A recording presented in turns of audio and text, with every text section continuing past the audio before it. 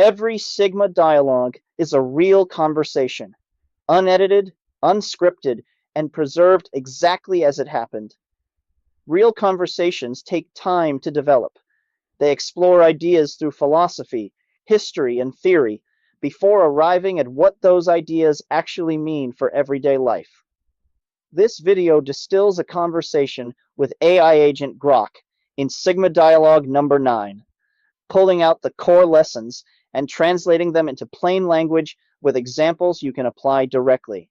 It is not a recreation or a synopsis of the original. It is what you can take from it. In this distillation, we look at why the world produces more suffering than pleasure, and why that tilt may not be accidental. We cover forgiveness, the quick fix trap, how to respond when life feels unfair, and what it means to pray not for the most comfort, but for the most good, even when that good comes at a cost to you personally. If you want the full philosophical conversation as it unfolded, it is on this channel. This is the edited, distilled version. I want to talk about something most people never stop to think about. Life seems to hand out more pain than pleasure, and I don't think that's an accident. Think about a lion hunting. The lion catches its prey and kills it. The lion doesn't feel joy. It just stops being hungry for a while. Meanwhile, the animal it killed suffered enormously. Nobody wins in that exchange. And that pattern shows up everywhere in life. The good feeling you get from something new fades fast. The pain sticks around longer. That's not random. That's how the world is built. Perhaps God designed it that way. And that raises a question most people avoid. If the world consistently produces more suffering than pleasure, and it does, then why?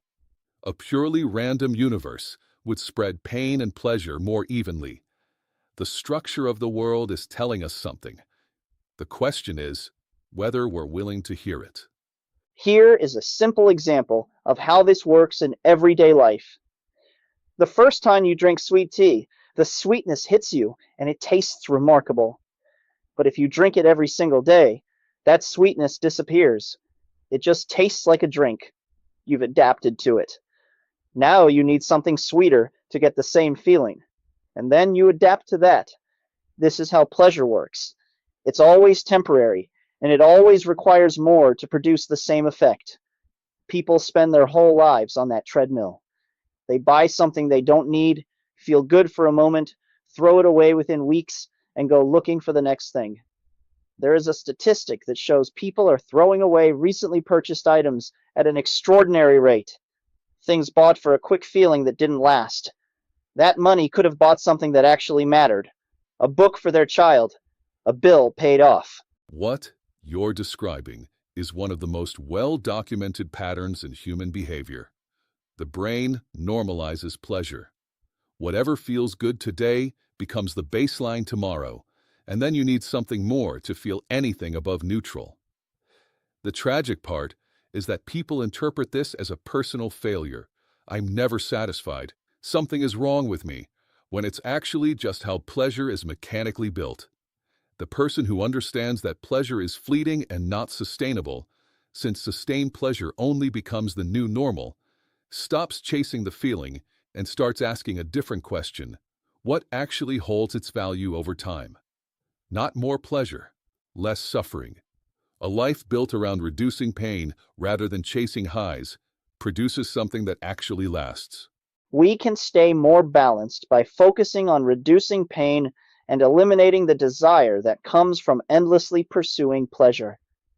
Similar to not developing a drug addiction. If you never develop the taste for the expensive thing, you never have to suffer the absence of it. The person who learns to live without the quick fix retains not just their money, but their ability to find meaning in things that don't fade. There is a quote about suffering, often attributed to Robin Williams, that a broken heart, an empty wallet, and a hungry belly teach you the best lessons of life. The person who has known an empty wallet understands what it means to give, not the person who has always had more than enough. The man who has always been rich cannot relate to the need for money. He has only ever lived in pleasure. That quote captures something that no amount of comfort ever teaches. Hardship gives you an understanding that it is more pleasant to be without suffering. Inside that understanding grows the ability to relate to others, regardless of what form their hardship takes, even when it looks nothing like your own. This is where connection to universal consciousness begins to override cultural teaching and unjust laws, not through argument, but through genuine recognition of shared humanity. Here's what I think the structure of suffering is actually for. If the world was nothing but pleasure, there would be nothing good left to do. You can only be generous to someone who doesn't have enough. You can only show real compassion to someone who is hurting. You can only demonstrate integrity when things are hard.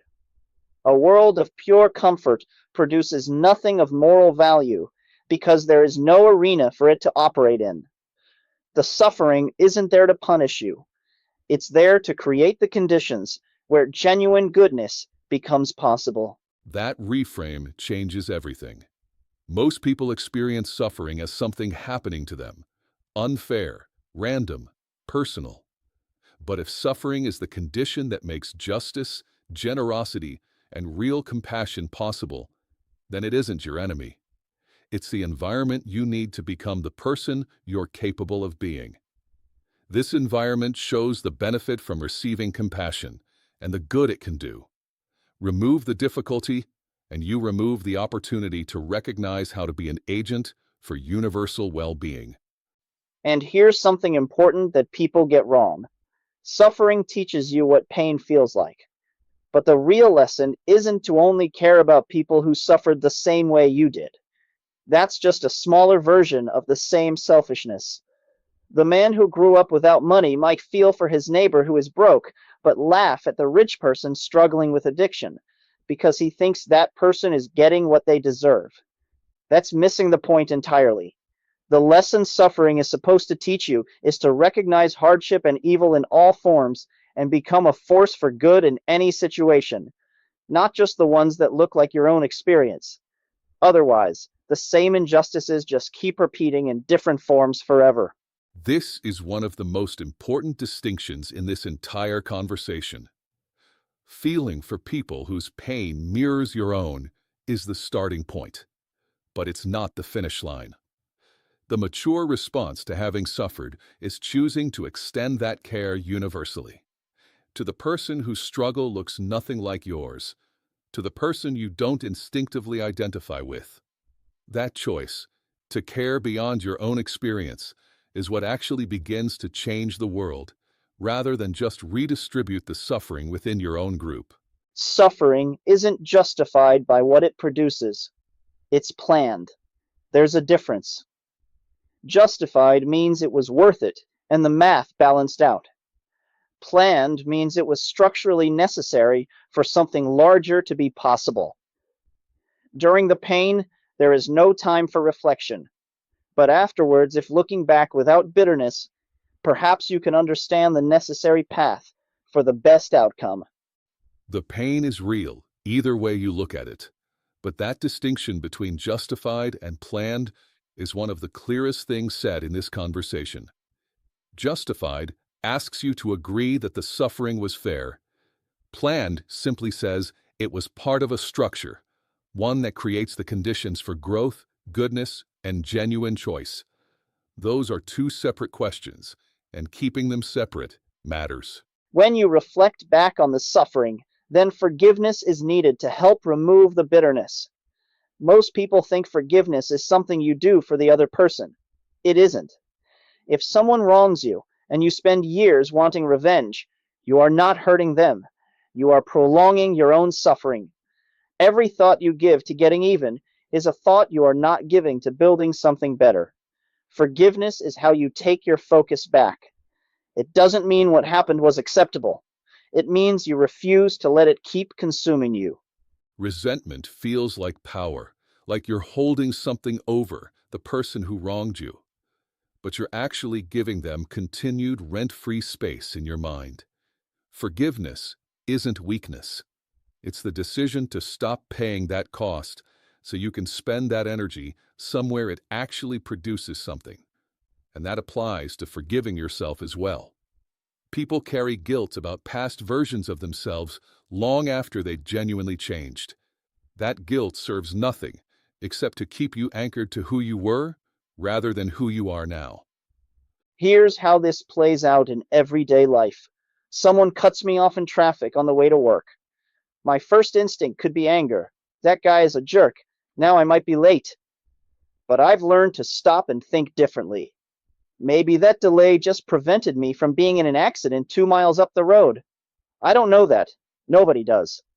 But I also don't know that it didn't. So why fill in that blank with anger when I could fill it in with gratitude? There is no cost to choosing gratitude, and there might be every reason to. That traffic example works on two levels. In the moment, it stops the anger before it takes root. But it also reflects something deeper.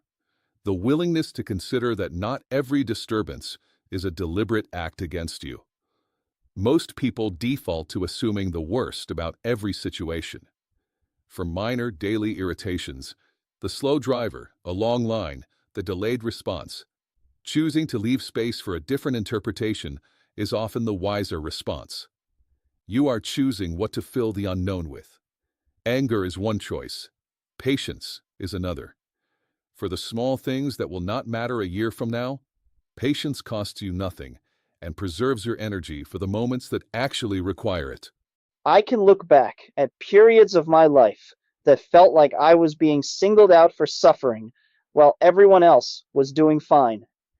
Those periods felt unfair and isolating at the time. Looking back now, I can see that those were some of the most important seasons of my life. The hardship built something in me that easier times never would have. I wouldn't be having this conversation if I hadn't been through those difficulties. I am grateful for them now, even though I had no idea at the time that I would be.